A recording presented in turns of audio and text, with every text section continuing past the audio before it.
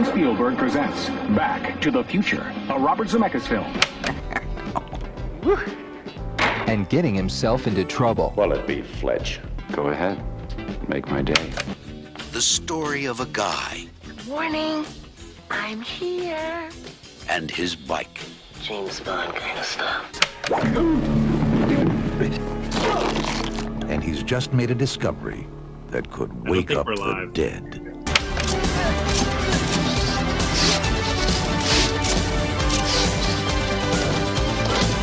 Is your mother about to look younger than you do? Saw what I saw. Psychotics are more active when the moon is full. Somebody's coming! Or did the butler do it? No. Need this rest. So Jack Chester's taking that lead. Oh, this is great! Renting a beach house. 4:15, this is it. And get this. Wolf person. Wolf.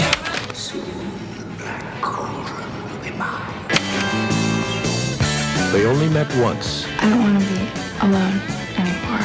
You don't have to be. But it changed their lives forever.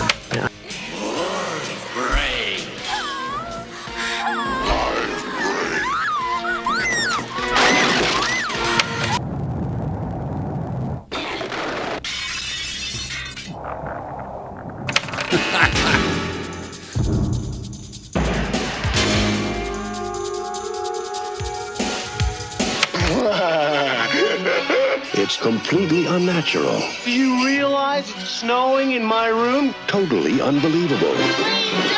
What's going on? And definitely weird. Hi, dudes. They went from zeros to heroes in one fantastic weekend. I'm so good. Universal Pictures presents a John Hughes film, Weird Science. It's purely sexual. What a way to start. Oh, boy. Yeah. Good opening, Those are some buddy. good movies. Good opening. I liked it. How's it going, man? Good. How are you? This feels weird. It feels very weird Yeah. for me to be sitting where I'm sitting with no crew around. It's just me talking to you in Canada in this big, brightly lit space. Sorry, I just have to adjust my window here so I can actually see you. You were behind my notes, but we're good now. Well, that's probably where I belong, behind your notes. I'm fine with that. Good evening, everybody. If you didn't know already, that guy over there is Brandon, and he's the host of this show, and my name is Jay, and I'm the co-host of this show. What's the name of this show, buddy? This is Blockbuster year 1985, the show where we ask, was 1985 the best year for movies? I'm partial. There's a lot of favorites. A lot of great movies came out in 1985. I can't hear myself.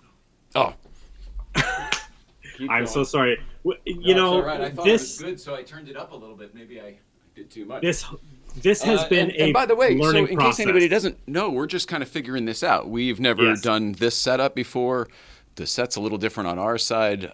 Brandon's up in Canada. I'm coming to you from Los Angeles. Actually, from the David Letterman set from our other podcast here in Los Angeles. And it's all kind of new.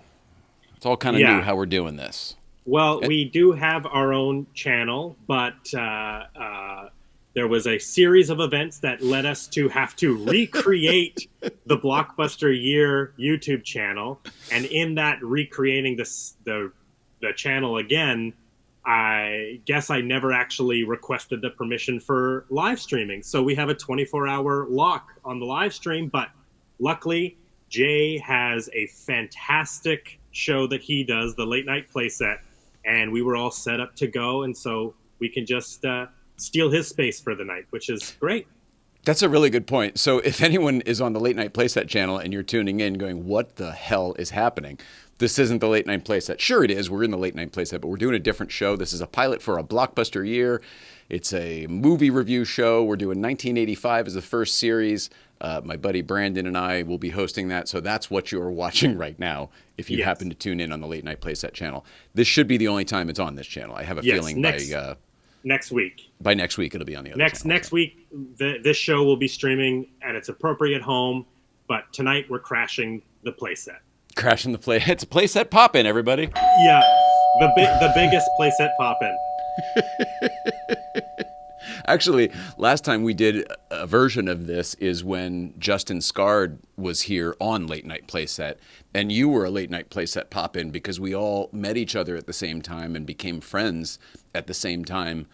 And gosh, I mean, this is the Meeting the Hosts episode. Do we want to tell that story again for how we all met? Yeah, I think that's important. Maybe we don't have to get into all the details, just because if you do want to hear a deeper dive into how Jay and I met at a particular weekend celebrating a film from 1985, there is a whole Late Night Playset episode with Jay and I discussing the whole thing. But essentially, we met at the Goonies 40th anniversary down in Astoria, Oregon.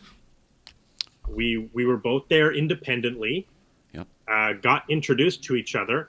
And I will say this, while we were there independently, every single person from the group that I was with knew of you already and wanted me to meet you, which was one of the reasons that the day I did meet you, we just sort of, you were having dinner with Adam the Woo, and we just sort of crashed it. Kip and I crashed it. And I had the exact same thing, because the first time we saw you is when you had Yellow Car parked outside of the Custard King, Robbie Recho's favorite place in Astoria. And I remember sitting in the car, and they went, "Oh yeah, that's Jay. He's got a great Instagram account and a talk show. Yeah, I think you'd like him."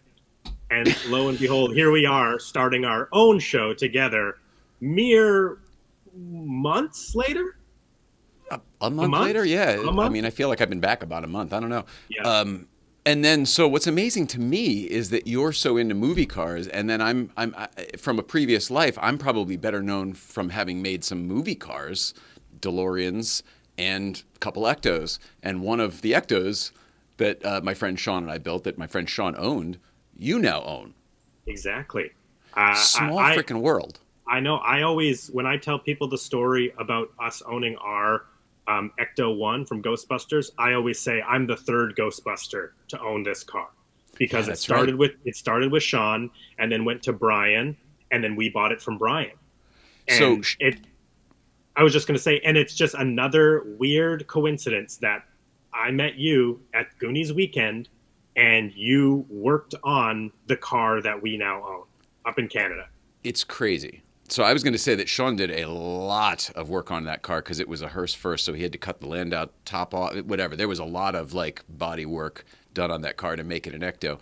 And then Brian and Eric, the next owners, the next Ghostbuster owners of that car, bought an Ecto, but then they re-Ectoed it like crazy. They put robotic stuff on the roof. They put things that would fold down so they could go into their garage and things like that. And then you bought it from them, I guess, or from an auction from them. Something like that. Yeah, from them, Barrett Jackson. They sold it at Barrett Jackson. My dad and I, Kevin, who was also at the Goonies weekend with us. Another fellow Goonie. We were getting deep into our movie car collection at that point, and to be honest, we'll talk about that Alamo getting the PB bike at some point. Sorry, I'm listening. Pushing buttons over here. No, I get it. I love the chat. I'm glad they're here watching live. Yeah. But I lost my train of thought now. Ecto. Oh, but I was saying the two most iconic movie cars in my mind are the DeLorean Time Machine and the Ecto 1.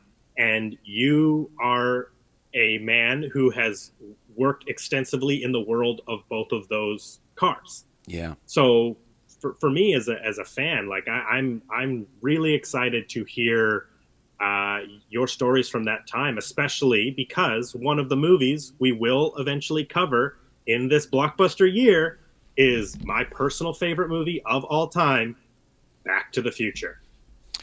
I love everything you just said. I agree. But one of the cool facets for me is that we are also new friends, so we don't have each other's stories yet. So when something comes up on the show, we're going to be experiencing it for the first time with the audience.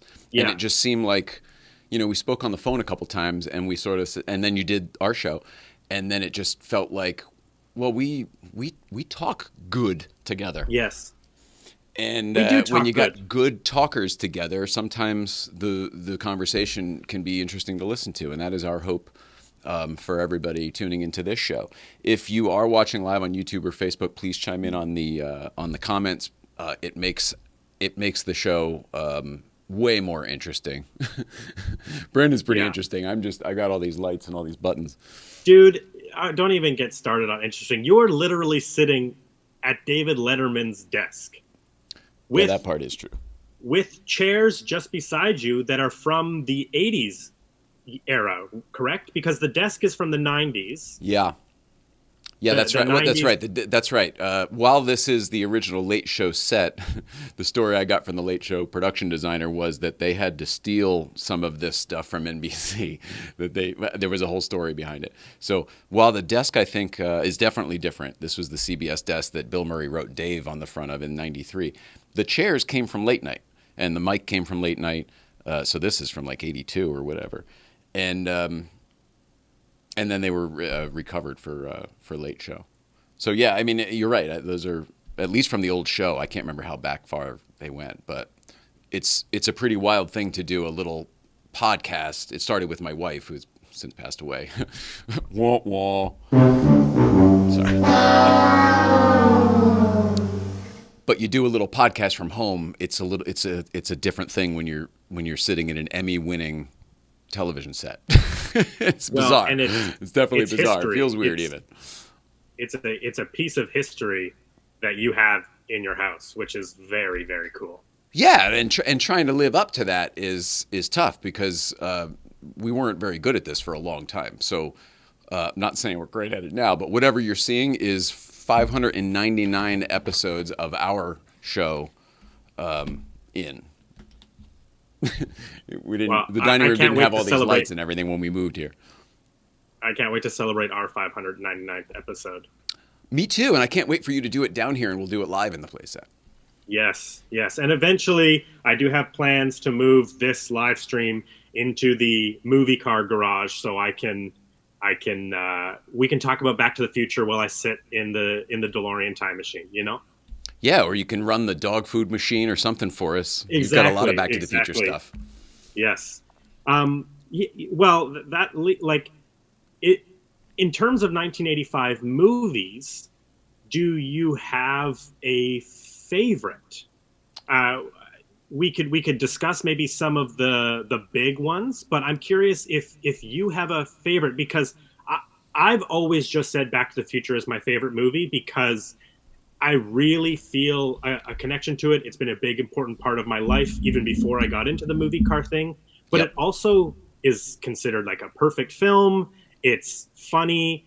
Michael J. Fox is Canadian, and not only is he Canadian, he's from British Columbia, in the area that I have grown up in. He lived in the town of Chilliwack, where I have lived my entire life when he was young. So there's a lot of connection to Back to the Future for me personally. Plus, it also is just like, it's kind of an easy answer. A lot of people's favorite movie is Back to the Future, but I love it so much. So I'm curious if you have a particular favorite movie from 1985. Well, and this is the other thing that I think is going to be interesting about this podcast, and I hope that other people find it so too. We are not the same age. I'm quite a bit older than you. So I saw these movies in the theater, these 1985 movies. And fun fact, let me interrupt. I did not exist in 1985. Let's just get that out there. I was born in 1992. These Can I pull up a picture of you? Yeah, you can pull up that picture I said, of course.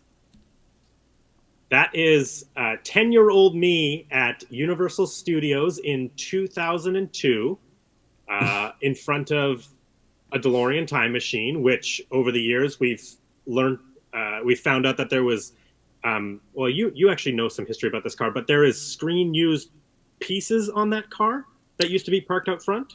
There are a lot of screen used parts on. So this car that we're looking at right here would be referred to as like the Orberg replica, or one of the Orberg replicas, J. Orberg. Somebody who was contracted by Universal back in the day to build some replicas for touring and, like county fair purposes and things like that. But specifically, J. Orberg got all of the wreck car from the train wreck scene parts, and they really wrecked the real B car. So there are a lot of real B car parts on this car, and don't let the A and B. Don't let that make you think one is better than the other. Truly, actually, the B car would be well, they call the A car the hero car. The B car actually was the more perfect car. When I mean that, by the parts that were on it and stuff, it was actually more matched. And that's the one they literally hit with the train. So when we're looking at the picture of you here, like I can tell you that some of the flux bands on this car were real. I remember from experience that the hoses on the back vents were real from the B car. On the other side pontoon that you can't see on this car, there were some hoses over by like where the green tubes were. The green tubes were just some other thing that they made to look like them. But the hoses that were over there on that other pontoon went around the actual B car reactor. You know, those hydroflow hoses, those really small ones. And they were just literally on the side. I can't remember what else. Like the flux capacitor might have been real, maybe not. I can't remember. But there were a lot of real parts on it for being a replica. Yeah, and like at this point, I'm 10 years old. I'm wearing a Spider-Man shirt, but Back to the Future is already my favorite movie. Once I saw it, you know, I don't remember exactly the first time I saw it, but it had to have maybe been around that time. But ever since then, it has stuck with me for forever. I know it'll be my favorite movie forever. Yeah, you're exactly the same for me. For me, it hit me at a time. That's why these movies are so special to me. It was a time in my life that wasn't so great. My parents were going through a divorce. We were switching towns, new school. There was like a lot of stuff that an only child was navigating alone, and whenever we went to the movies, it was an escape from your parents arguing and whatever, and you know, it was escape from life for a couple hours. And so, like, I remember the first time I saw Back to the Future, and I remember the night my mom told me we were going to see it, and I was like, I saw the commercial with the guy from the show. That doesn't look good to me. I didn't care, but we were going to the movies, so that was fine. I was excited about that, and like a lot of other people, including Joe Walser, who was the head of the restoration team for the A car. You know, when the DeLorean backs out of the truck in the movie, it turned into a different movie for me, and I was super interested. Keep in mind, I'm a kid who grew up with Dukes of Hazzard, Knight Rider, all the car shows, or Airwolf, A-Team. They always had like a cool vehicle. And so here was the cool vehicle in this movie, and I imprinted on it from then on out, but it was the car that did it for me, always being a car guy. So for years, Back to the Future was absolutely my favorite movie. Before that, it was Ghostbusters. Car in that one too. Yeah. Yeah, I mean, my favorite, I'd probably have to say Back to the Future 2, but Back to the Future as well. Yeah. But that would be a weird pick. What's your favorite movie of all time? Back to the Future 2. No brainer. Yeah, I can see it though. So yeah, but truthfully, I mean, especially lately, Goonies, 85, Goonies, it's tough between those two. Well, I mean, that is another example of just like a movie that took over the zeitgeist, right? Like Goonies, ever since Goonies has come out, how many groups of kids are like, yeah, those are the friends that I want. Those are the adventures I want to go on. And I don't know the answer to that question. And I was going to say, because I was that only child kid who was like just struggling to find a friend moving school to school. So I think that was the attractive part to me, and I didn't have that life. And it wasn't until later in life, probably 40 years later when I met you, that I actually had that experience and felt like, whoa, this is crazy.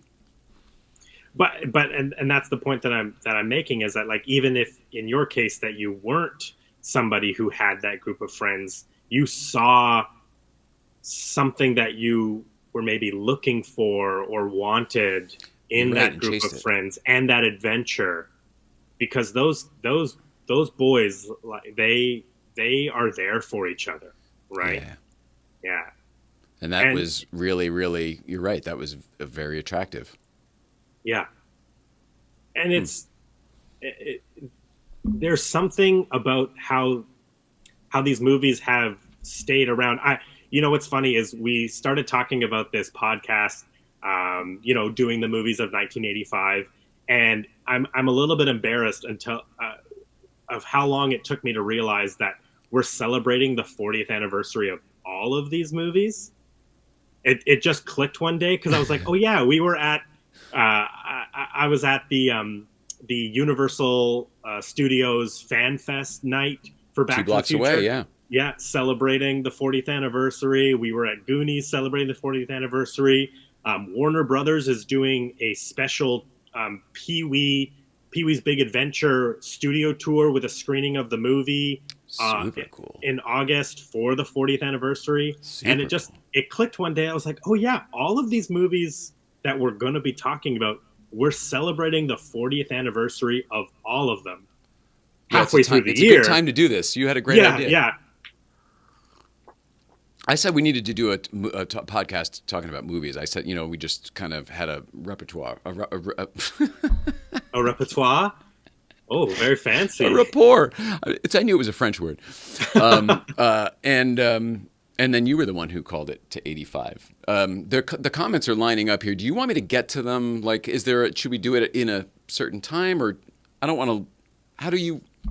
You know, everybody is going to have to watch us figure this show out, and if the comments are winding up, let's hit some. Life is a ridiculous sim, 100%. Yeah, I'm pretty much there too. Head blown. John Roger works in the U.S. Forest Service here in Los Angeles and keeps our area safe up in the crest where we drive the cars. Oh, loving this interview. Oh, awesome. Thanks, buddy. Matt Ritter, love the idea for the show, gents. So many great films from 85, all worth talking about. Looking forward to it. Thank you, Matt. Well, quickly on that, that's kind of what sparked this whole idea is, while we were in Goonies weekend, I was talking about how, 85 is the best year for movies because of Goonies, Pee-wee, and Back to the Future. I mean, my two of my favorite movies of all time are Back to the Future and Pee-wee's Big Adventure. Oh, and yeah, so, Pee-wee too. And it just sort of came. It was just a thing I was saying in conversation that weekend, and then when we started talking about this idea, it just took a quick Wikipedia search, looking down that list of other 1985 movies, and I guess we were both like, I actually can't believe how many fantastic films came out. I mean, we got a Rocky movie in 85. We got the third Mad Max movie, 2 iconic zombie movies, Day of the Dead and Return of the Living Dead. I think when I think of horror, I think the 2 biggest franchises are Nightmare on Elm Street and Friday the 13th, and there was a sequel of each one in 85, right? Exactly, right? Friday the 13th 5 and Nightmare 2. Yeah, which is funny because those are both the departure films in those franchises. Yeah, I pulled a bunch of my physical media. Nice. Friday the 13th, Part 5, A New Beginning. Now, what is that? What format is that you have there? This is Blu-ray. This is the Shout Factory Friday the 13th big box set that came out a few years ago. Wow. It's all of the original movies up until, where does it stop? Stops at, I can't see from here. But it does Probably Jason Goes to Hell. I don't think Jason X is included for some reason. No, Jason X is in there. Oh, it is. But it just doesn't include like the. Oh, actually, you know what? I think it does include Freddy vs. Jason.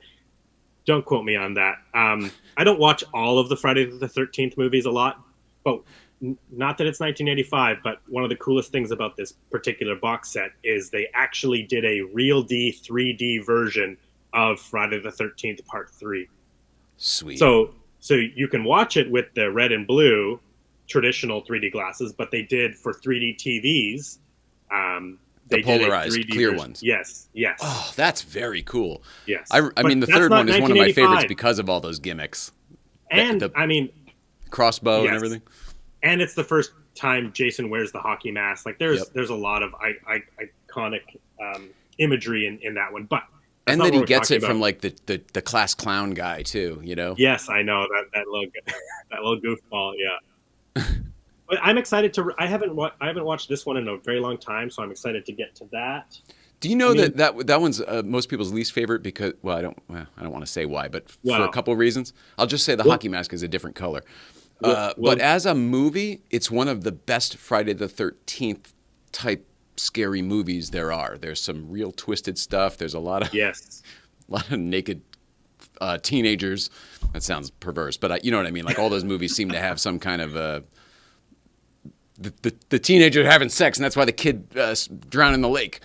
You know, those are all of the rules that were put out in the Scream franchise, right? That's right. I'll be right back. Yeah, all of those classic horror movies, they all got analyzed in the Scream franchise. So once somebody starts to like point that stuff out and it becomes a trope, it is hard to like not see it as a trope anymore. But you know, we'll get into all of that on our Friday the 13th Part 5 episode. And something that it just occurred to me I forgot to do, and I said I'll handle the production. What did you say the name of this podcast was? Oh, yes. Welcome to a Blockbuster year. Oh, jeez. Hang on. Hang on. That was terrible. Hang on. What is it again? Welcome to a Blockbuster year, 1985. That's it.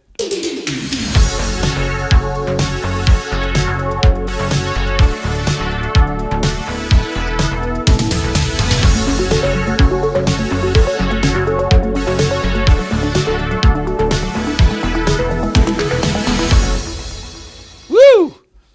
Way better. Sorry, I forgot. Absolutely. I asked you the question before, and then I forgot to hit the button. It's okay. We were talking. We got right into it, right? So that'll happen sometimes. Like you said, growing pains. This is how a show gets made. Exactly. We're gonna find that show. But let's. I pulled a bunch of stuff here. We can keep going. Renee would like to know how you got to tell people how many movies you own, Brandon.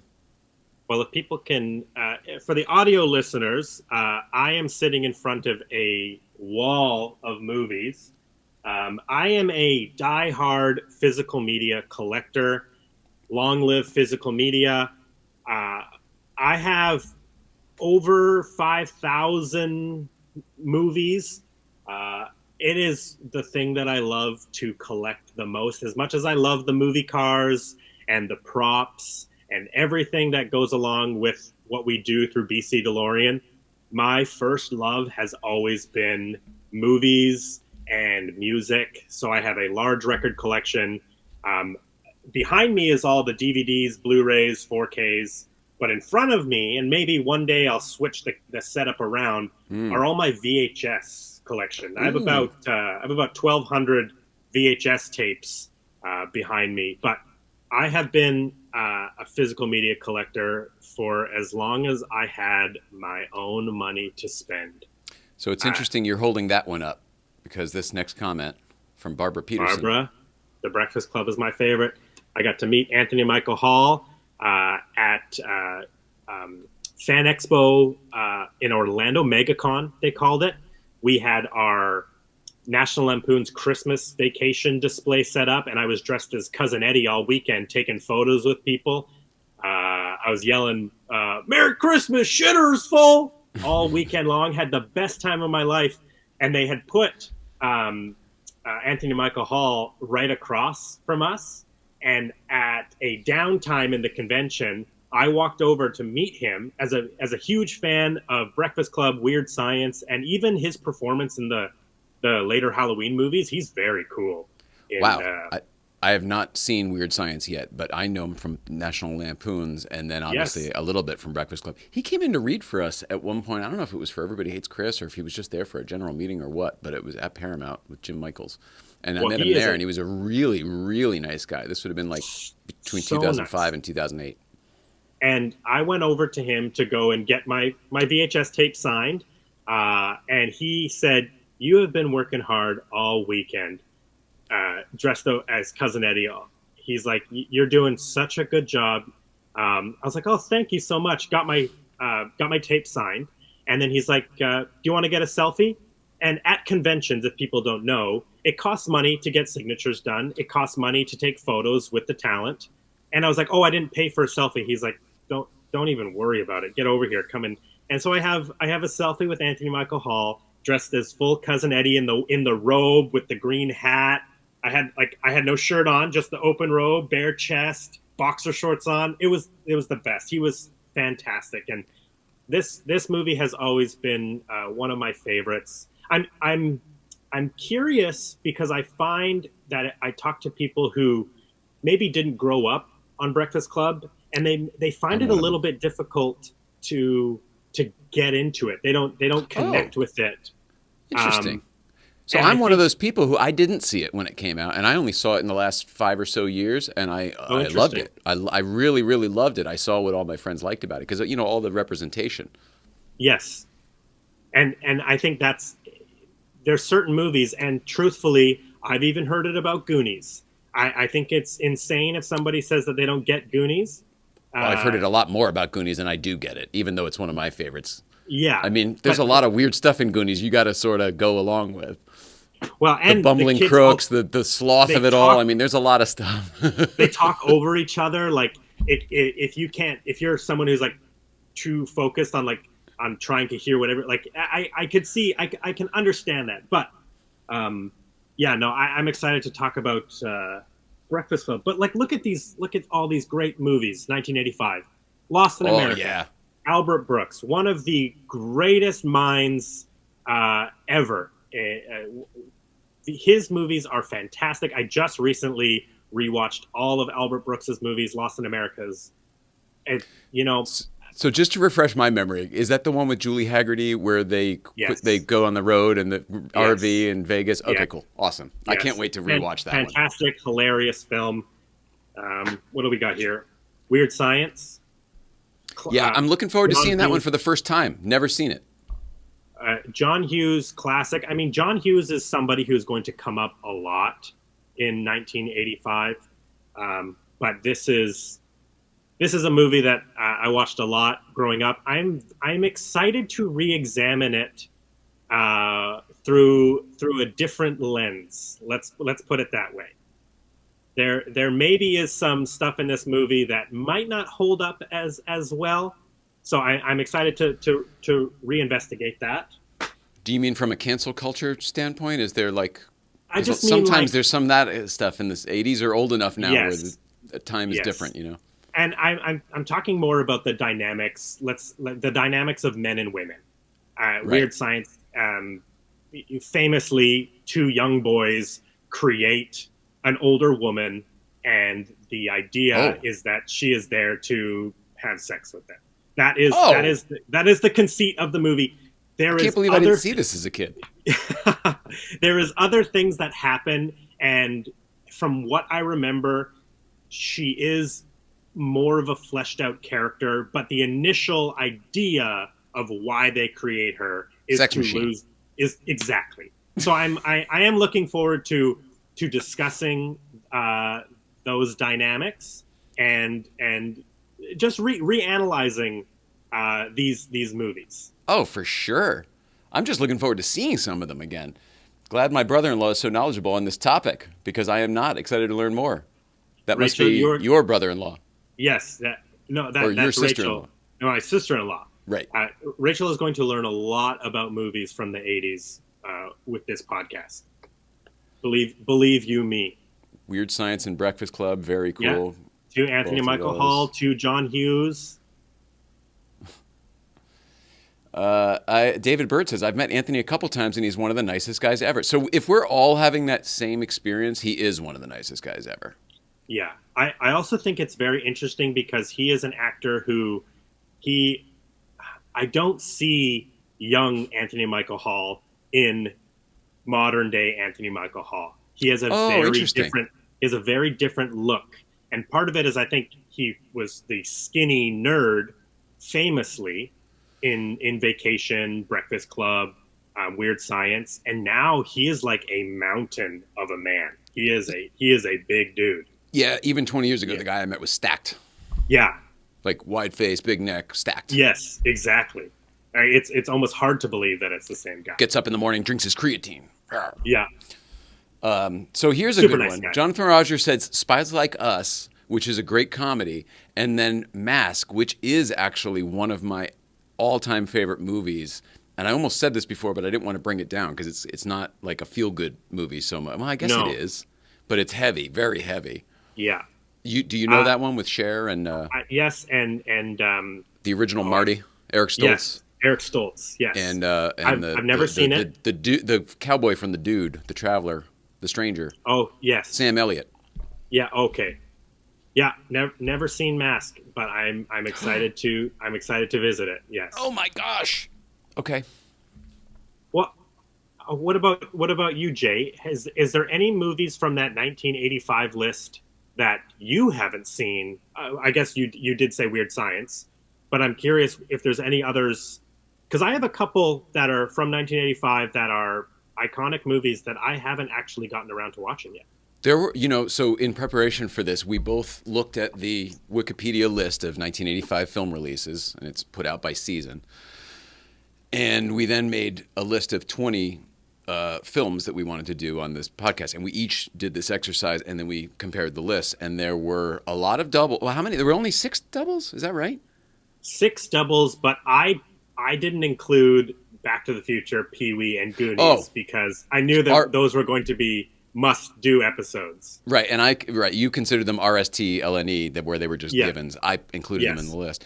But regardless, there were a bunch on your list that I didn't know, whether I'd not seen them or I just didn't remember them.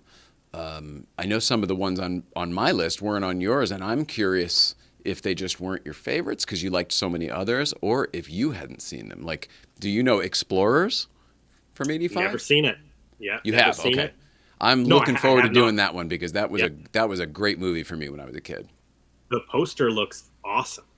Yeah, and it's another kid adventure kind of thing where the adults aren't involved. We're doing this little thing together, going to space.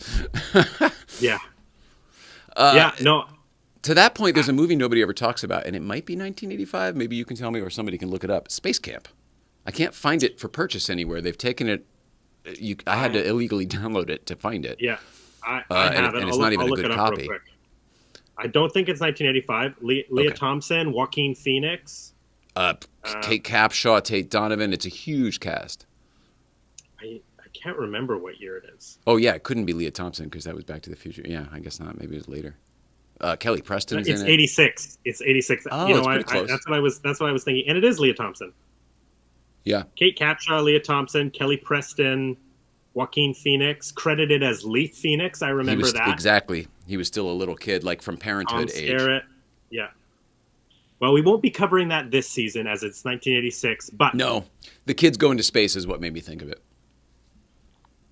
But yeah, there was, for me, Mask is one I have never seen. I've actually never seen Legend, the Ridley Scott movie. I haven't either. With Tom Cruise? Okay, great. Yes. Yeah, but I've never wanted to, so I'm going to force myself for this. You know what's cool about that? I'm very excited. Tim Curry plays Satan in it, which I know the imagery, right? The big, huge horns. And I was just watching a video about Tom Cruise, and and I was seeing shots from it, and he's in such his young pretty boy phase, figuring out his career, and it's just one that has always just been out. I own it. It's on the wall back there, but I've just never gotten. The girl's somebody too. Is it Jennifer Connelly? Is it? No, I don't remember. I think the girl is somebody too. I can't remember who it is. Or is it the girl from Ferris Bueller? Simone? Oh, that sounds familiar. Sloane, not Simone. Sloane. Sloane, come along, Dave. We'll look that up. Space Camp was on YouTube. Barely watched it last year. That's funny. You are correct. Mia Sarah Sloane is in Ridley Scott's Legend. Yeah, so Mikey here says Legend to me was scary, and I noticed that as well when I was a kid. Explorers, Digital Zero agrees. Explorers, yeah. Yeah, I mean, and then to be honest, there is a lot of films from 1985. I don't know if we'll get to everything, because there is a lot of just like weird, more like independent release stuff, which may be harder for everybody to find. Right. Because we would love the audience to watch along with us as well. We'll do like a movie club. Exactly. At the end of this episode, or movie club.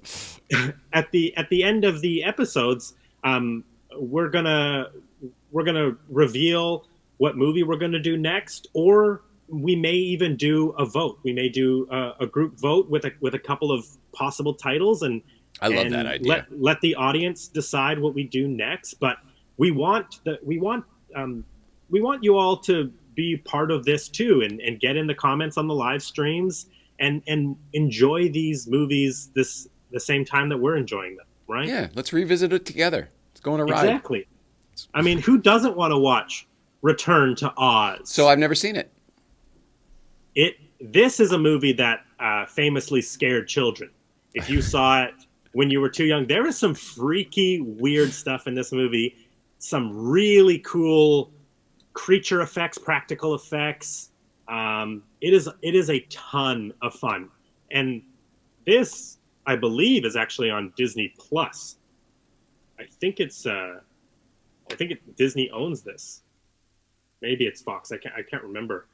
But I believe I tend to buy things on Apple TV, and I think I've seen that on there a few times. So yeah, well, and that's the other thing too, is that a lot of this stuff is available for rent. I will do my best to put out on our social media. You can follow us on Facebook or on Instagram at A Blockbuster Year, and I will do my best to put out the information of where these are to stream, but most of them might be rentals, because not everything will be available to stream for free. Plus, I'm in Canada, Jay's in the States.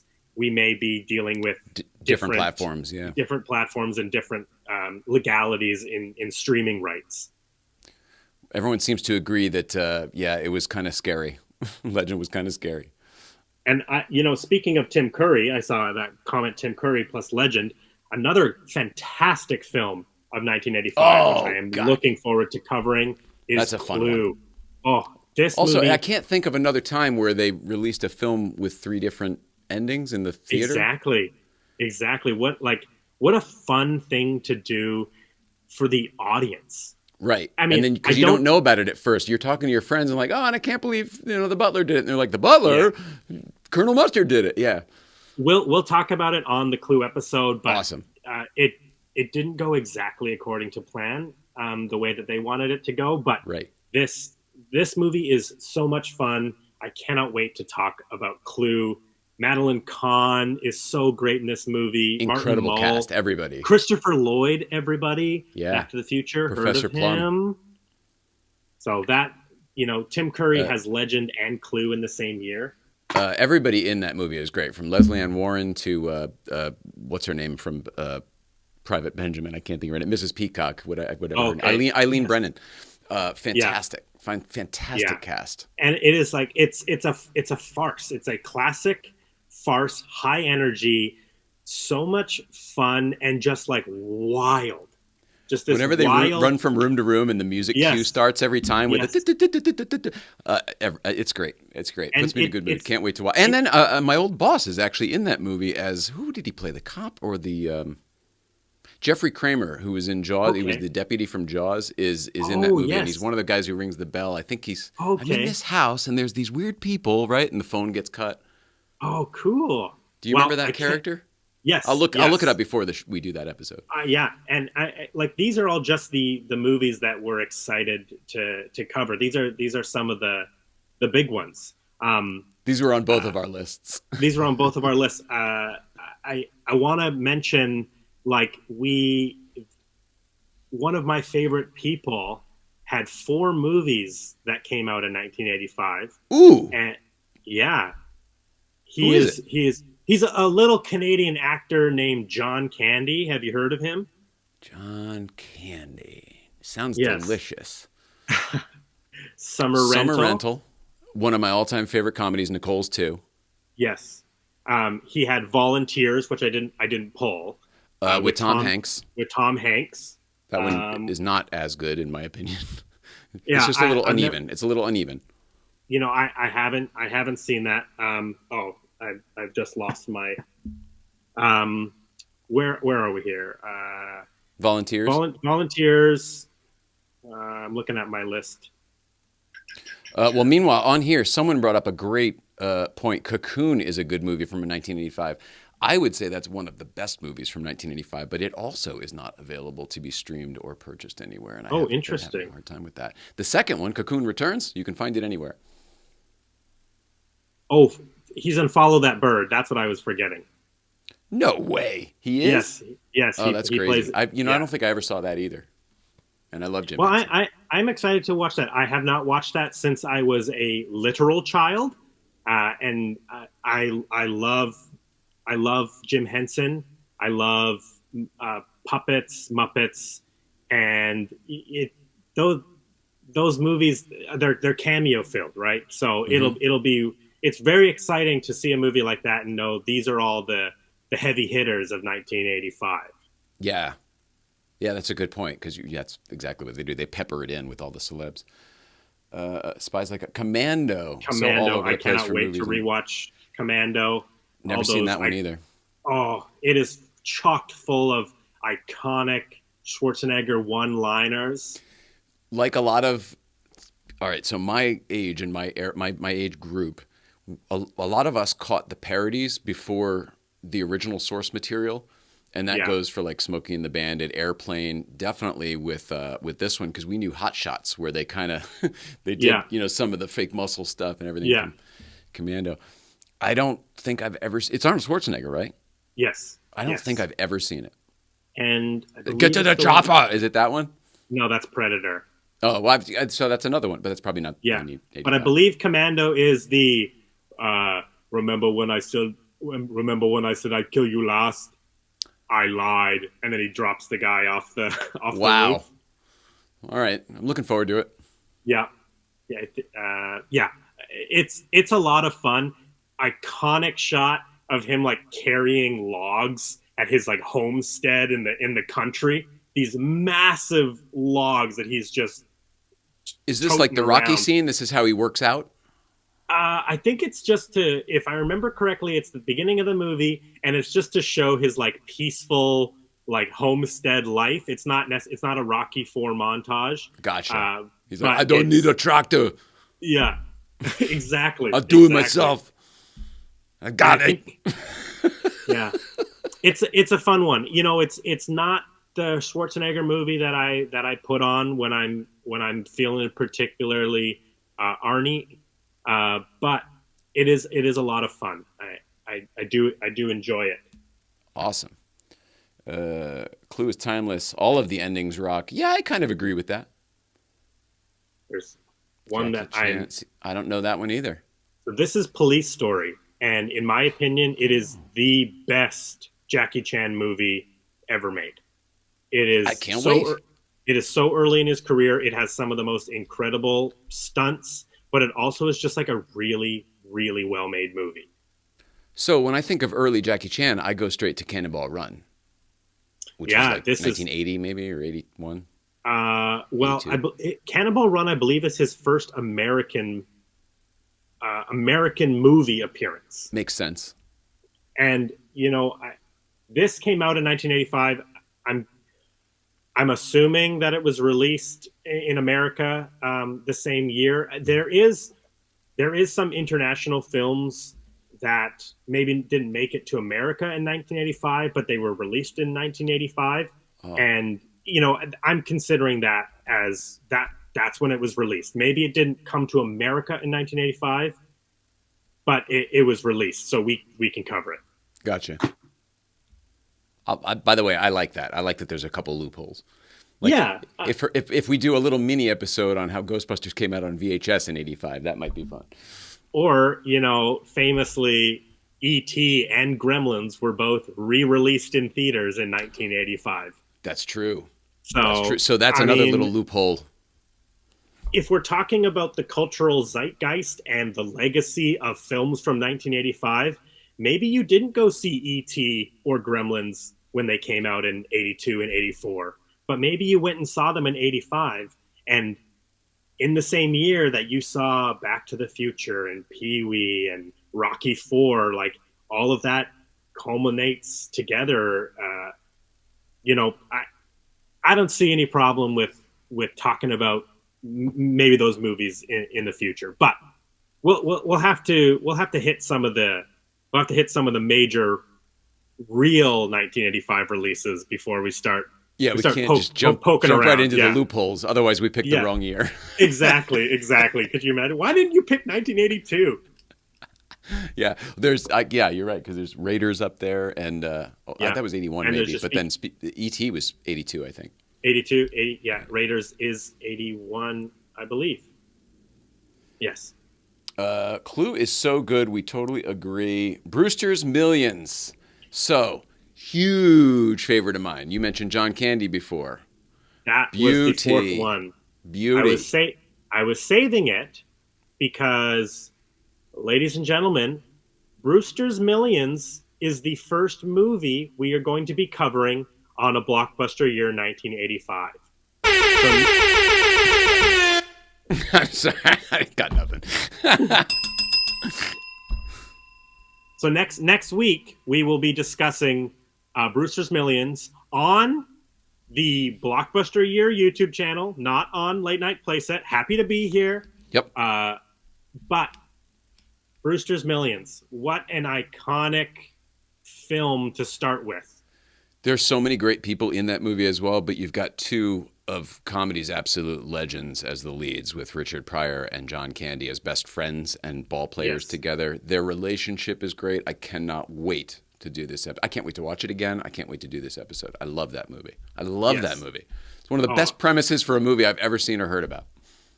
And we will get into the history of that premise, because there is some fascinating stuff related to the story of Brewster's Millions, and I'm excited to talk about it.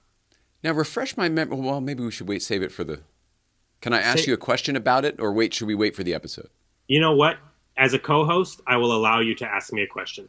All right, or I won't forget it also, if you want to wait. No. Go ahead. Ask the question. Is that the movie where... is it Trading Places? The two old guys from Trading Places are in another movie. Is it Brewster's Millions? Because I think it's the same actor, but I'm not sure it's the same character. Do you know what I'm talking about? I do know who you're referring to in Trading Places, but I actually don't remember if they make an appearance in Brewster's Millions. Oh, then it's probably not then, because what I'm talking about is like a famous thing. Oh, okay. Well, we can take note, because that will be good to answer just for ourselves and the audience after we rewatch the film. But yeah, I mean, the plot of this movie, if you haven't seen Brewster's Millions, real quick, just to get you excited for next week's episode, is Richard Pryor inherits 300 million. Hang on. No. Go ahead. He inherits 30 million that he needs to spend in 30 days to actually inherit 300 million. Or he can just walk away right now with like 30,000 or something like that and not go for the challenge. But if he can spend 30 million in a month, in 1985, 30 million was a shit ton of money. And then the caveat is that he can't own anything. And he's not allowed just go to buy a yacht, $30 million yacht. And he's not allowed to tell people why he's spending all this money. Has to stay a secret, exactly. Yes. Such a good premise. So he's going nuts while everyone's trying to save him money, and he's got to spend money. Oh, it's crazy. So good. Yeah, so much fun. So this one I know for a fact is available to rent on Apple TV. I do not think it is streaming anywhere. I will double check while we're talking about it. I bought that. So and this is a tip for the folks at home too. If you like to own the media like I do, Brandon loves the physical media. I used to do that too until I moved too many times and I got over it. So I love buying everything on Apple TV now, but I'm also frugal. So I'm a bargain bin shopper, and Apple TV every Tuesday and Friday, they change up what the sale items are, and there's tons of any kind of movie for $4.99. So like every week I literally go to Apple TV and what's on sale? And I've been doing that for years. So we have thousands of movies on Apple TV at basement bargain, Yeah, the bin prices on the way out. Yeah, you're digitally digging through the bargain bins. Exactly. Which used to be my favorite thing. And when you bought your whatever you needed at Best Buy, you go, "Oh, here's the bin. What do you got in here for $4.99?" Yeah. And so I'm still doing it. But Canada, anyway, so that was a $4.99 one a while back. So I own it. Yeah. I can't wait to watch it again. Yeah, in Canada, our bargain bins are $5 bins at Walmart. Lots of DVDs in there. Yeah, that's exactly it. It was always $5. Yeah. Yeah, Walmart probably had it too, or Target maybe. Yeah. Well, unfortunately, Target no longer sells physical media. Best Buy no longer sells physical media. What? They don't sell anything anymore. So there's a couple specialty stores, plus there is some online that you can still buy physical media.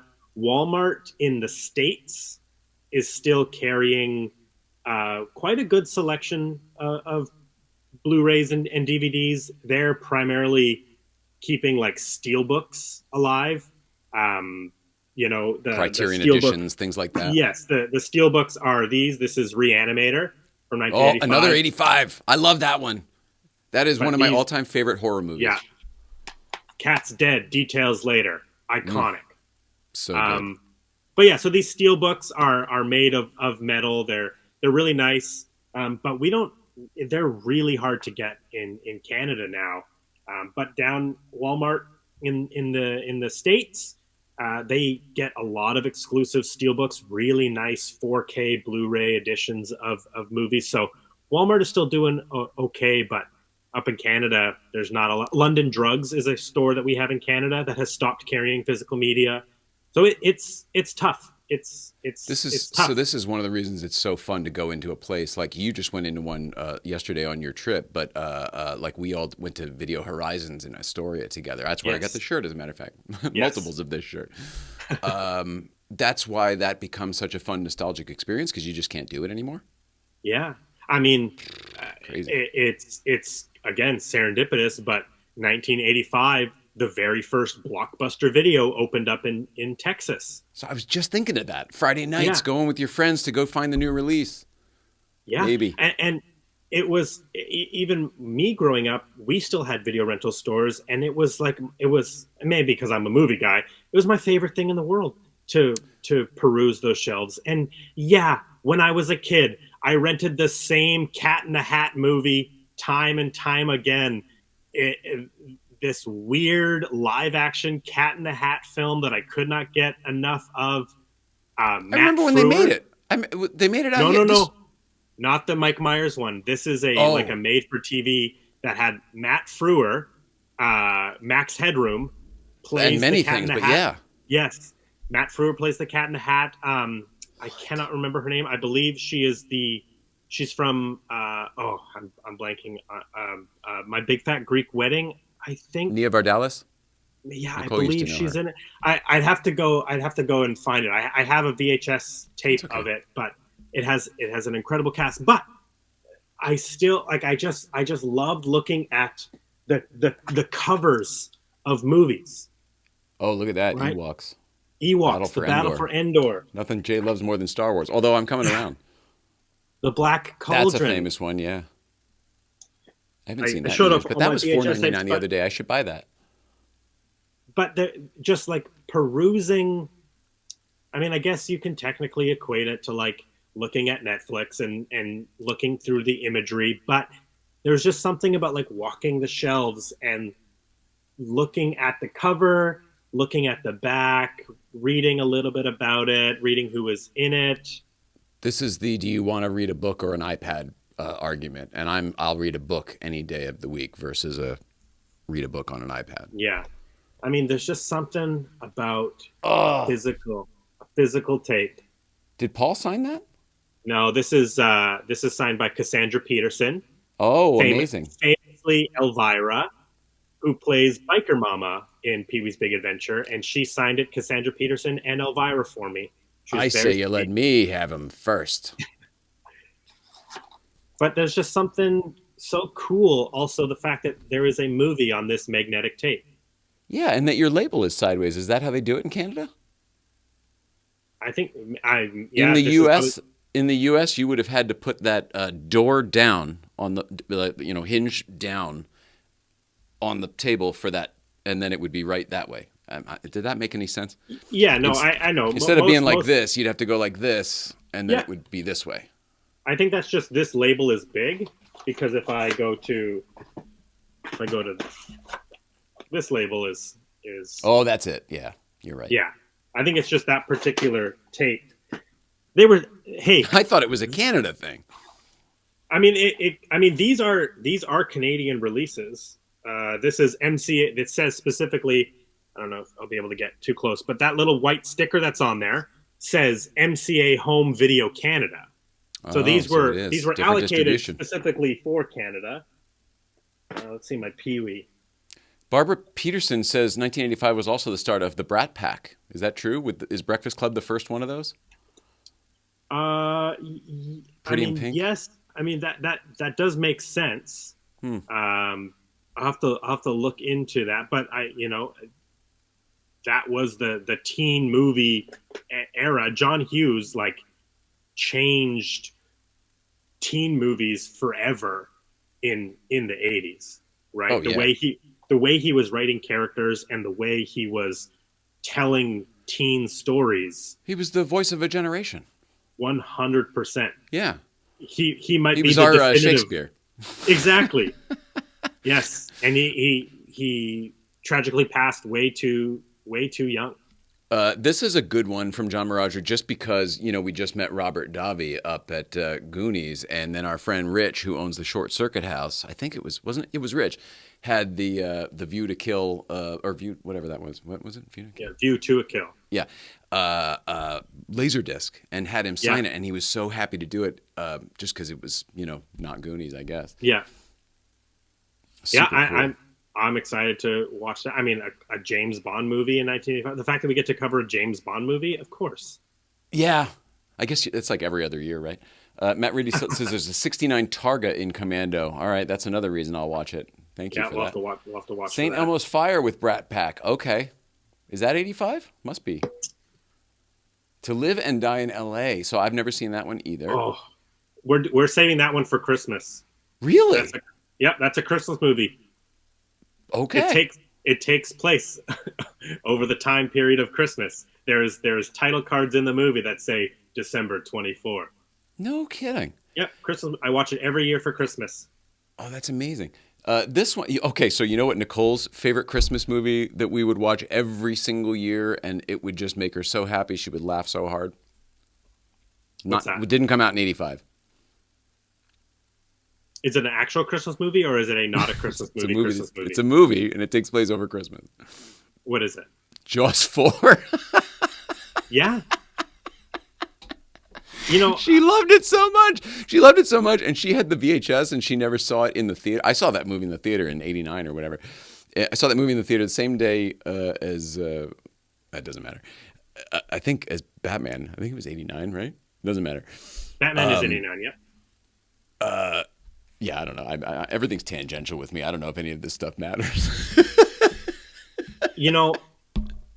My favorite Christmas movies, besides like the Christmas Vacation, they're always the non-Christmas Christmas movies. They're the... Well, so what I was going to say about this one, I guess I'll say it just because it sort of ties into Clue with the multiple endings, which I saw this movie in the theater. And then when I saw it on HBO a year later and recorded it, it was a different ending than the movie I saw in the theater. And Nicole had only ever seen whatever this particular... Do you have any idea what I'm talking about for Jaws 4? It's not an 85 movie. I'm sorry we're wasting so much time on it. No. Mario Van Peebles is in it. And at the end of the movie, he gets eaten by the shark. It's kind of... He's the Quint character in this particular... Yeah. Oh, geez. Oh, we all made it, but poor Mike. And then in the version later, he doesn't. Like, oh, the stuff happens, and oh, look who swims back at the end. Oh, you made it, boy. That's crazy. How about that? Sort of like a happy ending. And she had only ever seen one, and she didn't believe me about the other. And then thanks to digital media and illegal downloads, you could find both. And then I wonder if the DVD has both. It's kind of like Goonies with the octopus. The octopus and the convenience store scene. Right. So I saw that movie on the Disney Channel, and the octopus was in it. Yeah. So, I mean, that's something we can talk about on certain movies. They would get allocated for television, and then in order to have a specific runtime, they would just add deleted scenes back into these movies. So there is lots of movies that famously people have scenes that they remember, but they're not in the movie. The only reason they remember them, because all physical media, the VHS, the DVDs that they've watched subsequently, they don't have those TV added scenes in it. But they're like, I swear I've seen an octopus. But if you're like me and you recorded it off of HBO at your grandparents' house or whatever, put 3 movies on there, go to the slow speed. You watched it over and over and over again. So then it got into and then it became, even though it's not true. It's like the Mandela effect. Yeah. Yes. Do you remember the Berenstain Bears, or you're too young no, for that? I remember Berenstain Bears, and Kazam is the one that always Sinbad. I use as the Speaking of which, the real movie is $4.99 this week on the Apple Shazam TV. with Shaquille O'Neal. The one with Shaquille O'Neal, yeah, the real one. Yes, yeah, that is a movie I watched a lot when I was a child, but I have not seen it in a number of years. And part of that is just the literal wish fulfillment of like, oh man, I wish I had a genie. Life would be so easy if I had a genie. I must have been too old for that. We had Aladdin I think so. and I Dream a Genie. The Dukes appeared in Coming to America. That's what it is. Thank you so much. So the 2 guys from... okay, that makes sense. Yeah. So it was Trading Places and then Coming to America. Which makes sense because Eddie Murphy in both, too. Yes, that makes much more sense. Elvira, yes, exactly. Yes. Cassandra Peterson. Yeah, Mistress wonderful, of the Dark, wonderful exactly. woman. That was a funny movie, too, but not 85. Yes, St. Elmo's Fire did come out in 85. It just wasn't on either of our lists. So maybe we'll have to add it to the list because 2 people so far have talked about it. Maybe there's something there. I've never seen it. I like this commenter personally. Yep, Kevin Mindel. That is my father, fellow Goonie. The only downer of going to the video store was when you see that tape you've been so excited to see, and there's no tape. Totally. Yeah, it was always a bummer if the things you weren't looking for were not in stock. But we had the little mom and pops, video stores, a little one in each town, and there was only a couple of each. You almost had to wait there for somebody to return it. You know what I mean? To get a new release. Yes. It wasn't like Blockbuster where they had rows and rows and rows of whatever the exactly, and that was their selling point for expansion. Really, was that they had I don't even know how many copies. But they had a lot of copies of new releases. That was another place I would bargain shop. After I don't know, once a year or whatever, they'd have a crazy sale and they would sell off their overstock for super, super cheap. And I would totally go nuts. Yeah. Because I was not alive in 1985, this is going to happen a lot, isn't it? Yeah. I don't even know really... Were VHS tapes still in the $50 range at that point? I think it was like $79 to replace in those. It was super expensive for a replacement value. Sometimes even over $100 if it was a new release, I feel like. Yeah, well, when VHS was first kind of coming out, late 70s, early 80s, I know that they started at $100, if not over, as the studios were trying to get as much money from the initial purchase because they knew that they couldn't do theatrical re-releases anymore. But at mid 80s, home video is starting to get a lot more popular and accessible, and more people are buying and owning movies. And the home unit went from like $1,200 down to $700 or something, and then it was more people could get them. Yeah, well, because we mentioned Gremlins came out on VHS in 1985. Ghostbusters came out in 1985, but then also the movies that we're going to be talking about had their releases right around that time, and that also affects the legacy of these movies as you're able to rewatch them over and over and over again, and they get ingrained in each individual, and then they start to like just become more popular, bleed into the culture, they expand, and then they live on. And here we are celebrating 40 years of Goonies and Back to the Future and Pee-wee, right? Yeah. If you got a movie that the whole family can watch together over and over and over again, it's in culture. You can't do anything about it. You can't even pluck it out if you wanted to. No.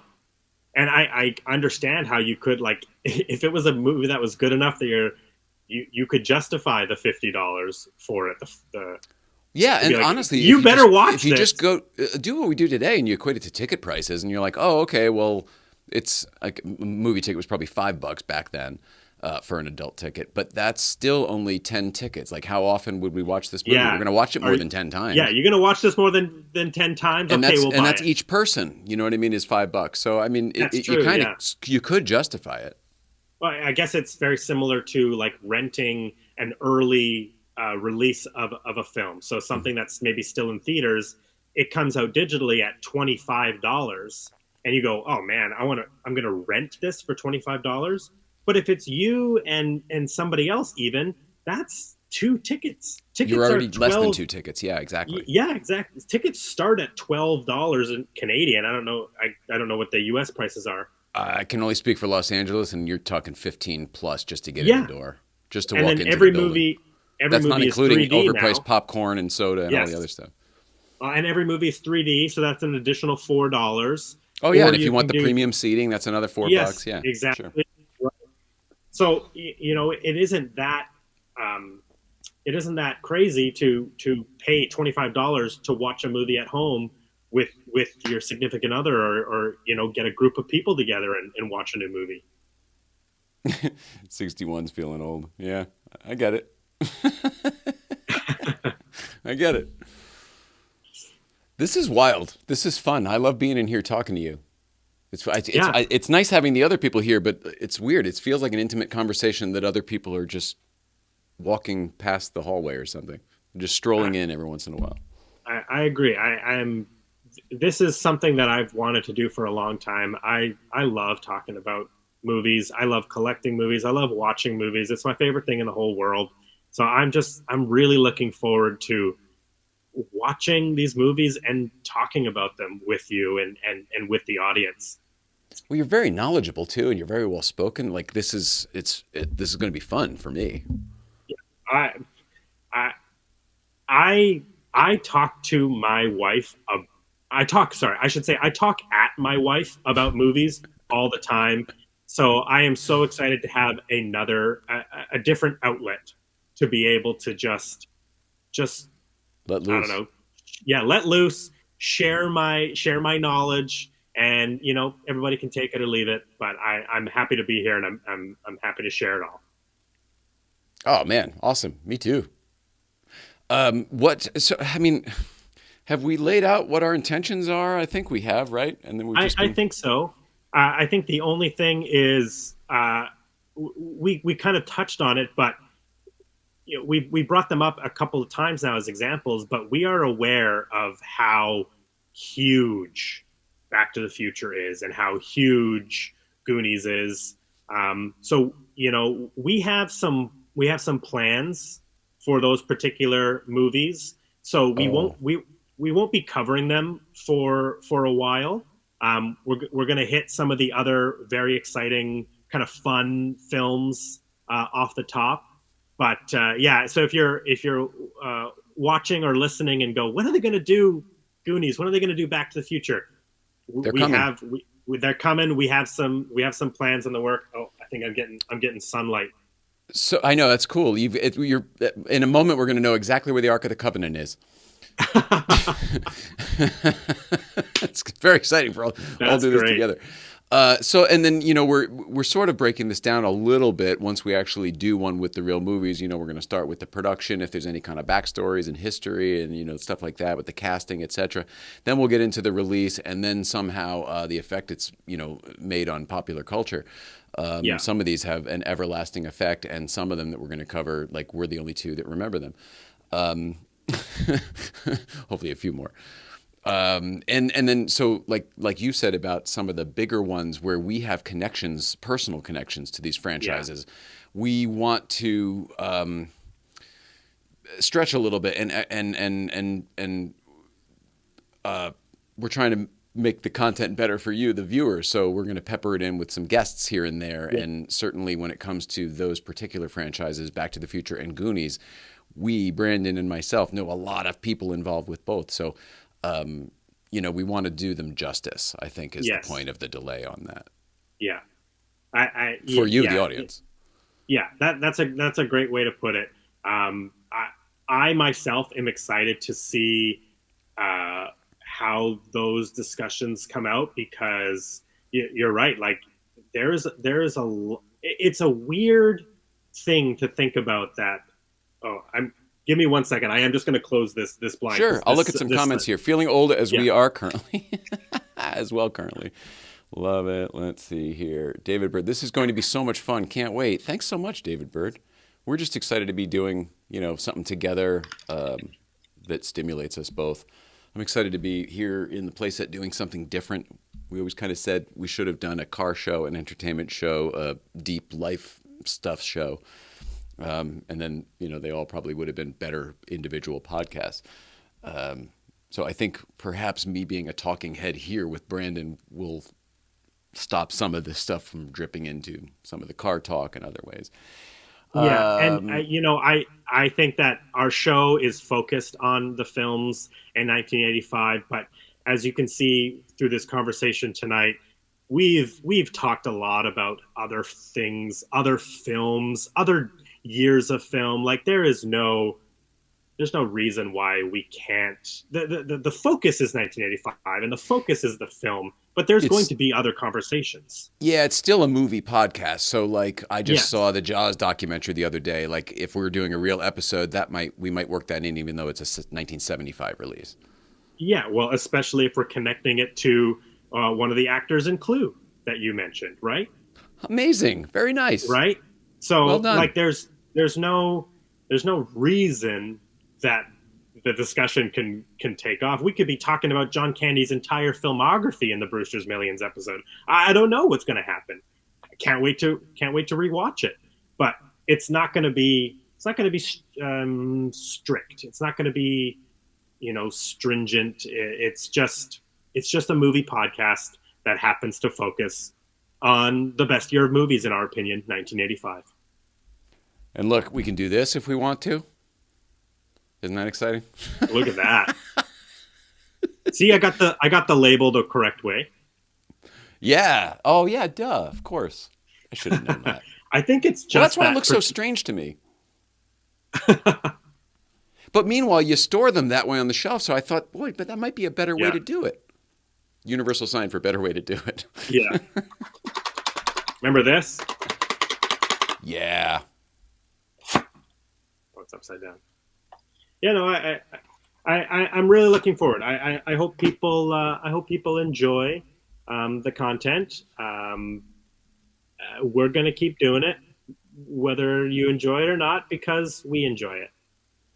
It'll be fun to see next week if people come over to the new channel. I think they will. So yeah, how this works is like we're doing this live, but then it'll get taken down, right? And then we'll put it up on a Blockbuster Year. Yeah, this particular episode will get put up on the Blockbuster Year YouTube channel. We just weren't able to stream there tonight because of technical issues. But next week, we will be streaming live from a Blockbuster Year podcast on YouTube. Be sure to follow us on Instagram and Facebook. They're both under a Blockbuster Year. And the live stream will be on the Blockbuster Year YouTube channel next week, Wednesday, same time. Excellent. And they'll know where. Yeah, it'll be great because this will already be up there. I get it. Yeah, it makes so much sense. And I'm glad that you had an escape plan for this, because I thought to myself, well, we fucked that up. and initially, so did I. My response was like, hey, man, I'll be honest, we were cooking. The conversations we were having a great time, coming up with all the ideas and just all getting everything ready. And then we had this one snag, which was the streaming software did not like how we set up our initial YouTube channel. And I tried to move the channel, and it was really convoluted and weird. And I was worried about losing my personal BC DeLorean YouTube channel. Yes. And you don't want to mess too much with that stuff. And then I realized, what would be the easiest thing? This is a brand new channel we're starting. I'm just going to delete that channel that I built. I'll just start a new one with, I can't remember. One of them was Blockbuster Year Pod. And I think the new one is A Blockbuster Year Pod, which is the actual name of the show. And on the old channel, I had set up the streaming permissions, and we went through our 24-hour window. We waited it out, yeah. Exactly. And tested it. Everything worked great. Yes. And then a few days ago, I created the new channel and changed all the links on the social media and all that stuff. But the one thing I forgot to do was request streaming permission. So today from here in the control room, I'm trying to log in, and it's going, no, you need to wait. You're not set up for this. Oh, my God, of course. So I'm so glad that all of you were able to find it here tonight. But yeah, as a reminder, the Blockbuster Year podcast YouTube channel is where we will be live streaming from. And then the episodes will go up as podcasts on Spotify, your other podcasting. We're still figuring all that out, but stick with us because we are going to watch a lot of really great movies. We're going to have a lot of really great conversations. We're planning on some really great guests, some friends, some people in the industry, people involved in the making of these films. Yep. And I'm really looking forward to experiencing and sharing all of this with you, Jay. So I feel the same exact way, man. Some of our future guests are just people who are as big a fans of these films as we are. And I think of some of the YouTube people that we're going to have participating in this. I'm looking forward to all of it. This is fun. This is very fun, and I needed it. It's been a rough year for me. Yeah, and I think people would enjoy your other show, Late Night Playset, where it's a little looser. Much looser, yeah. It's cameras bouncing all over the place, but Jay. Here we are. We're in the place. Jay has had a really tough year, and I am just so excited to be hanging out with you and getting to know you more, and just sharing a lot of time with you. Oh, buddy, means the world. Appreciate it. Oh, look, here I am. So it's weird being in here. And our next guest. Oh, geez. Yeah. But it looks pretty fun. I mean, folks, look at that shot. That is David Letterman's desk. Those are David Letterman's chairs. I mean, look at this studio full of glamorous merchandise. All of this could soon be yours. Not to get political, but is that the Late Show desk? Late Show desk, yeah. That is the Late Show desk, the historically ending Late Show desk. Yeah. Let's see. Do we have a somewhere? I thought I had a picture in here somewhere. I feel like I must. Let me just take a quick look because it'll be worth it if we can find. Yeah, people know this. Remember this? I mean, iconic. Remember that moment? David Letterman's birthday? Yeah, that's the before photo. Yeah, good point. Or right after, maybe. I don't know. But I mean, like that's incredible that you are. Is that his chair? Are you sitting in his chair as well? I am not sitting in his chair. Oh, okay. I am. Okay. Here we go. I am sitting in just a regular Eames chair. The museum that we got the stuff from, they didn't have the chair anymore. I'm actually looking for a match though, and I know what it is. The problem is it's just impossible to find because it was like, it was just a chair. Every chair at NBC was that chair. Like literally every secretary chair at NBC was that chair. They were just different colors for different floors. Saturday Night Live floor 8, they were all purple. Huh. So anyway, I know what it is. I've always been trying to find one, but I'm also a mid-century modern nut, so we sort of leaned into, the microphone is from the 50s, the on-air sign is, from the 50s, the telephone, so I just sort of leaned into it, and it's the chair I chose. Yeah. While we're in this the desk is pretty wild. Now, one day, in fact, if you ever want one day, we can do a tour of the set. Oh, for sure. While you're in that shot, go back to that wide shot. Let's talk about a couple of things on your back wall there. Oh, okay. What do you want to talk about? Well, a big one is that little pink thing in the corner right there. Oh, well, I'll bring that out for you then if you want to do that. Let's just maybe we'll end with this, because this is pretty freaking cool. Let's see if I can zoom in here.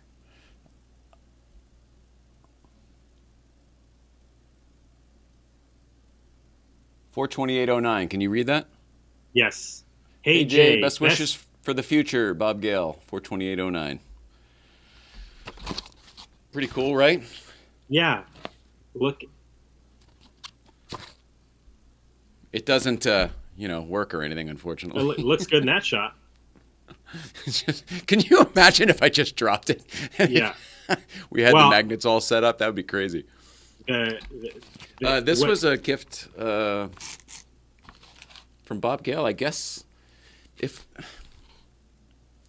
2009, if memory serves, this would have been when we did a documentary with the late Sam Macaroni, who just passed away this year, about the making of the DeLorean time machine, and we were involved with that. And we went to Bob Gale's house a bunch during that time, and he was awesome. And I hope that he will come hang out with us for the Back to the Future episode. Or if not him, I'm sure there's a lot of other people who'd be happy to. But that particular board is production made? Yeah. So it's foam. It's foam and it's completely beat up. But it is a production made Back to the Future 2 hoverboard. Yeah, it's the real deal. It's from Bob Gale. He had cool. A handful of these. He had one that you could throw down on the ground that sort of fake hovered there because there were these wire legs that you could barely see. And he had a pit bull. I've got, you know what? I'll pull up I have pictures from the night that this all happened. So cool. Because we were doing a shoot at his house, so I've got a lot of material of it. And we'll do that during the Back to the Future episode. But yeah, I've got, our involvement over the years with that franchise. So there's a lot of stuff. That Mr. Fusion used to be on the A car. Wow. Before it was restored. And this is exactly why a film like Back to the Future will end up having multiple episodes, because there's so much to dive into just beyond the film itself. Oh yeah, and having the guests talk about the production and everything. Yes, the replica prop world, the cosplay world, all of that stuff. There's so much there to talk about as we're 40 years from the release of that first film.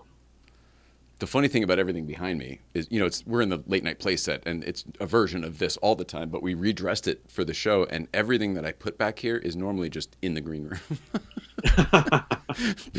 Only guests from the show are looking at all this stuff normally, but here it is just everywhere. Pretty crazy. Pretty wild. Good stuff. I'm so excited, man. I'm so excited. Me too. I cannot wait to watch movies. I can't wait to talk about them. Should we wrap this first episode up? I think we've hit them all. Renee says, "So happy you found each other." We're very happy also, Renee. Yes, thank you. We feel the same way. When we have 2-hour phone calls, I feel very happy that we found each other. David, you can be in our audience. We have people in the audience for almost every late night playset. So, it's small. There's only a few people. This is done out of our home, so it's very small. and modest, but there's definitely room, and people just sit on stools and they have a great time. And we like the energy of having more people in the room. It just makes it fun. And it makes the guests feel like they're on a real show. I mean, otherwise we are just, I know you can't tell from these shots, but we're really just in our dining room. Yeah. It doesn't look like that. I mean, I'm in a spare bedroom. I call it the museum. It's where all my movies and collectibles are. Mm-hmm. Just a tiny little room. I'm sitting on a pillow. I don't even have a real chair in here. Oh my gosh. Well, it looks great, man. Thank you. So next Wednesday, we are going to be doing Brewster's Million. Is that right? Yeah, Brewster's Millions. Yes, Brewster's Millions from 1985. So the homework is for people to watch that movie before next Wednesday, right? Next Wednesday at 6 p.m. Yep, in Canada Pacific is not Daylight streaming Time. anywhere, but you can find it for rent on YouTube, Apple. It's out there. It's available. It's a great film. Where can people find you, Jay, online? My handle on Instagram is where I am most of the time. It's Porsche Life 111, just like the car, Porsche Life 111. It's based on this little yellow car here that we drive around, the real one, obviously. And Late Night Playset is where we are here. That's the show. And thanks for asking. How about you, Brandon? How do people follow you? Well, I am BC DeLorean, BC as in British Columbia, where I'm from. DeLorean, like the car. BC DeLorean across all platforms, Instagram. We've got our own YouTube channel, Facebook, all of that. And we have I guess we alluded to it, but we have a large collection of movie replica vehicles, some screen used, and we're based on Western Canada and British Columbia. And it's just something my dad and I do for fun, and it leads us to great opportunities like going to the Goonies weekend and meeting someone like Jay. So we're always really excited about what opportunities these movie vehicles lead us to. So I don't know if you watched last night's Late Night Playset show, but I spoke about this show quite a bit, about what our intentions were, and then somehow we got onto you and your dad and your collection of cars, and we had quite a nice moment deciding whether it was the Murph-mobile or the Mirth-mobile. Oh, okay, yes, I was listening to last night's episode, and I remember hearing that. Yes. So we talk about the Back to the Future screen used time machine that's over at the Peterson, and we mentioned Joe Walser before, and Bob Gale. Bob Gale and I were the ones that went to Universal to get that facilitated in the first place. It's sitting at the Peterson Museum right next to your screen used Wayne and Garth Wayne's World Mirthmobile. Yes, we own the actual screen used Mirthmobile, the AMC Pacer, with the original licorice dispenser from the first Wayne's World. We own it, and it's on display in Los Angeles at the Peterson Museum. And it originally was beside the screen-used A car, but they actually took that car down to an exhibit they have currently running, an 80s exhibit. Correct. Yes. And so I believe we're next to... It's like a rad kind of a thing, the rad 80s. Yes, so they moved the A car down there for a short amount of time. So right now we're next to Christine, one of the screen used Christines. Yes. Just as good. Yeah. Love it. But yeah, so our screen used Mirthmobile is at the Peterson Museum, and originally was beside the actual screen used A hero car time machine. So I just like that because of our connection. I know it. Like, what a small world in the grand scheme of things. David Bird says that would be awesome to be in our audience next time I bring artwork to the Disney Anna Galleria at Disneyland. I will come and visit. Of course, I can't read the rest of that comment because it cuts off here, and I don't have my producer. It says, "I will come and visit. I live in Utah." Oh wow! Okay, that's where David. Look forward to it. Yeah. So that's it. We've done it, right? Yeah, we've done episode 1. Meet your hosts. Here we are. It was an hour and a half. That's not terrible. Yeah. No, I think that's what we're aiming for. Well, I love you, man. This has been a pleasure, and I'm so looking forward to whatever this becomes. It's going to be a ride, I have a feeling, and I'm really looking forward to going on it with you. Wonderful. I love you too, Jay. I can't wait. Great. So we'll see you next Wednesday from the A Blockbuster Year YouTube channel at 6 p.m. to review the movie Brewster's Millions with Richard Pryor and John Candy. Right? Here's the tagline. You don't have to be crazy to blow $30 million in 30 days, but it helps. Nice. I love it. And we love all of you at home. Yes, so thank please you love for one watching. another. We'll see you Thank next you for time. being here. Thank you for listening or watching on the repeat. We're happy you're here. We're happy to share it with you. Thanks for watching. See you next Wednesday.